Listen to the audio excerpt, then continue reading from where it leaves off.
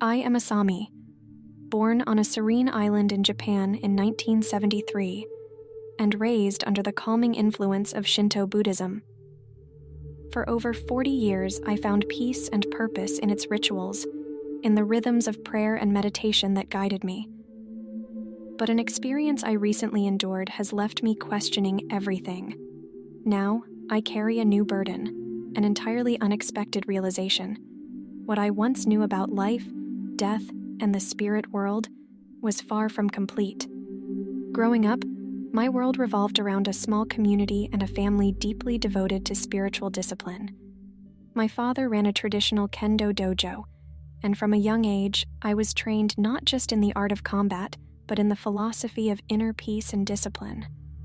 By the time I was 21, I found myself drawn to meditation and spiritual training, eventually even teaching meditation in the mountains, spreading what I believed to be true peace.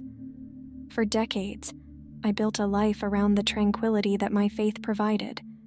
But one morning, in the quiet of my meditation hall, I encountered something that shattered every belief I had. I had just begun my morning ritual, instructing a small group of students on finding calm in the balance of breath and body. We were discussing the importance of clearing one's mind, focusing on the present, when a sudden, searing pain overtook my chest. It was unlike any physical pain I'd ever felt. It was as though an unseen force gripped me from within, draining every bit of energy from my body. Before I could even take another breath, I collapsed to the floor, feeling my consciousness slipping away. In an instant, I felt myself pulled away from the familiar world, sinking into what I can only describe as an unfathomable darkness. The silence around me was deafening, unlike any silence I'd known before. It was an abyss, a void that swallowed sound and sensation. I tried to move, to feel the earth under my feet, but I was weightless, utterly disoriented. In the distance, I heard a faint, eerie humming, and with every step, it grew louder, more foreboding. The sound soon turned into a sharp, grinding noise, like metal against stone. Harsh, unsettling, impossible to ignore.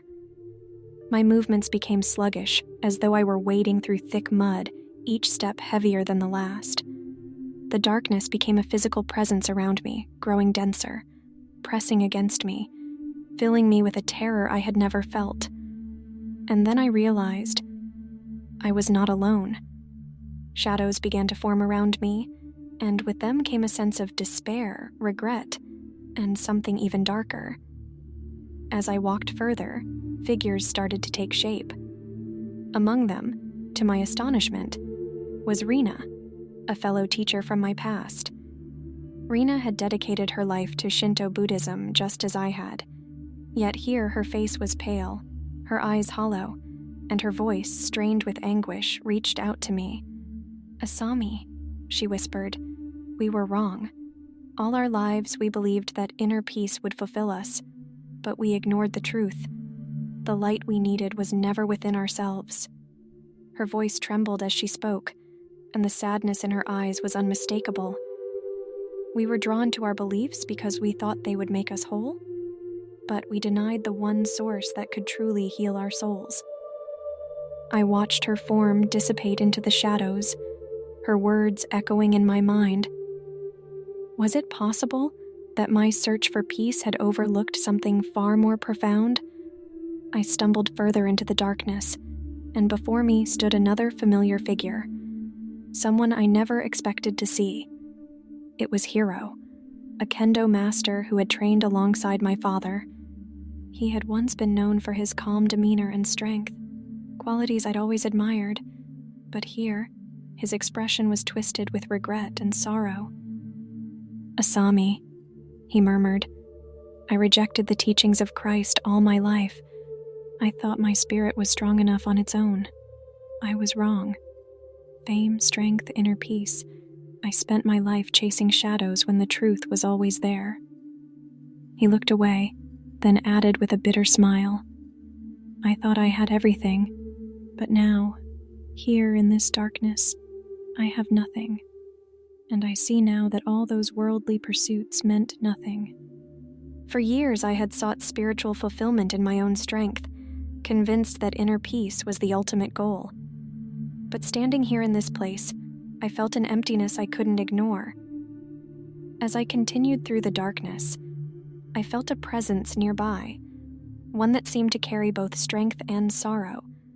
Out of the shadows emerged a figure I recognized instantly, someone known across the world, a man who had dedicated his life to the pursuit of martial arts and inner discipline. It was Bruce Lee. In life, he had inspired countless people, myself included. But here, his face was weary, his eyes filled with an unsettling emptiness. He looked at me with a deep sadness, as though he wanted to convey something urgent. "Asami," he began, his voice low and tired. "All my life, I believed that self-mastery and strength were enough. I built myself up aiming to be invincible, but I ignored something more important, the salvation of my soul. I thought I could find peace in perfecting my body, in gaining fame and control over my path." His gaze fell, and for a moment, he seemed almost fragile, his strength diminished. "But here, I see that I was wrong." He paused, and I felt the weight of his regret. I had all the fame, all the mastery I ever wanted, but it left me hollow. It was a deception, an empty promise. I turned away from God, thinking I was strong enough on my own. But the truth is, none of it brought me peace. It only drew me further from the light. I listened, captivated and shaken, realizing that this path he spoke of was the same one I had followed all my life, believing that inner strength and peace were enough to sustain the soul.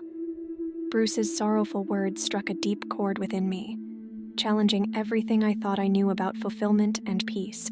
When I awoke, I found myself lying on the floor of my meditation hall.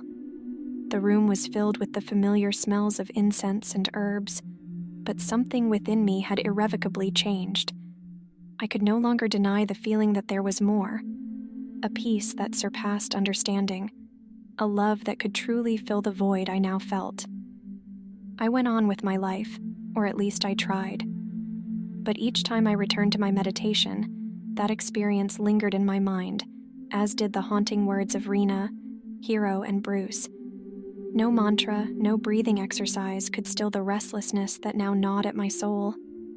I longed for answers, a sign, something to help me understand what I'd seen.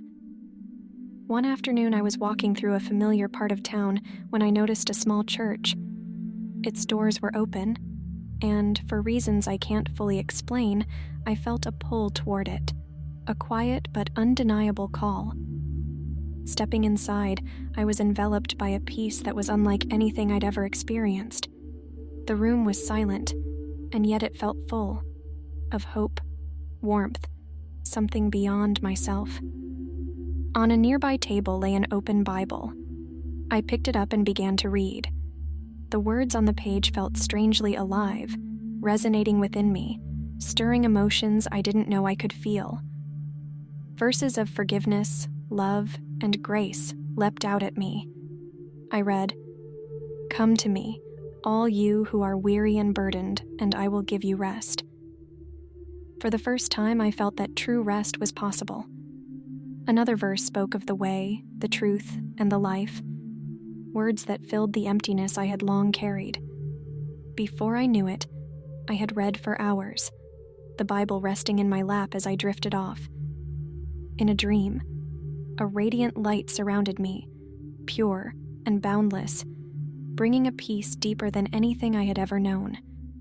From within the light, a voice spoke, gentle yet powerful, soothing yet stirring.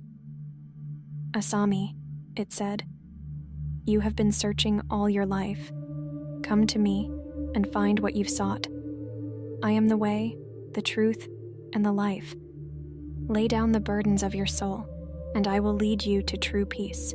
I awoke with tears in my eyes, the words from my dream echoing in my mind. Could it be? Could all the answers I'd spent a lifetime searching for truly be found here?